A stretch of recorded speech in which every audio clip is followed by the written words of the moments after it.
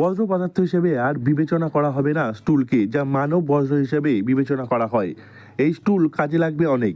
দিগম্বরপুরে সেজন্য পরীক্ষামূলকভাবে একটি মনুষ্য মল পঙ্ক নিরাপদ নিষ্পত্তি ব্যবস্থাপনা প্রকল্প খোলা হয়েছে।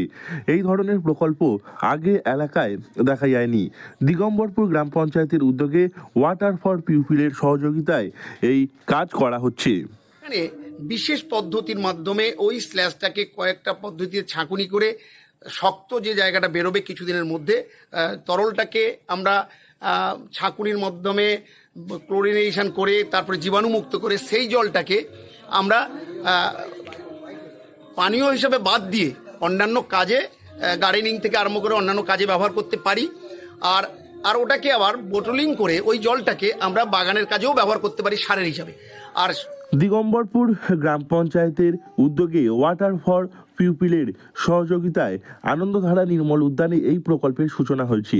ইতিমধ্যে এই প্রকল্পের কাজ খতিয়ে দেখেছেন পাথর প্রতিমার বিধায়ক তথা সুন্দরবন উন্নয়ন পর্ষদের চেয়ারম্যান সমীর কুমার জানা, মথুরাপুর লোকসভা কেন্দ্রের সাংসদ বাপি হালদার। এই প্রকল্পের অধীনে গ্রাম পঞ্চায়েত এলাকায় ভর্তি হয়ে যাওয়া টয়লেটের ট্যাঙ্ক চিহ্নিত করা হবে।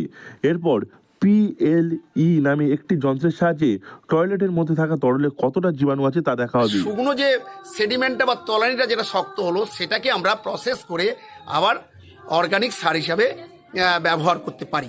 এটা হচ্ছে কি মূল, অর্থাৎ যেমন বাড়ি বাড়ি শৌচাগার হয়েছে, শৌচকর্মের পরে যেগুলো জমে যায় যে মলটা, সেই মলটা পচে যাওয়ার পরে যেটা হয় সেটাকে এখানে পরিশুদ্ধ করে বিভিন্ন রকম জীবাণুমুক্ত করে এটাকে চাষের কাজে পুনরায় ব্যবহার করার পদ্ধতিটা হবে এই প্রকল্পটার মূল উদ্দেশ্য। জৈব সার হিসেবে ব্যবহার করা হবে।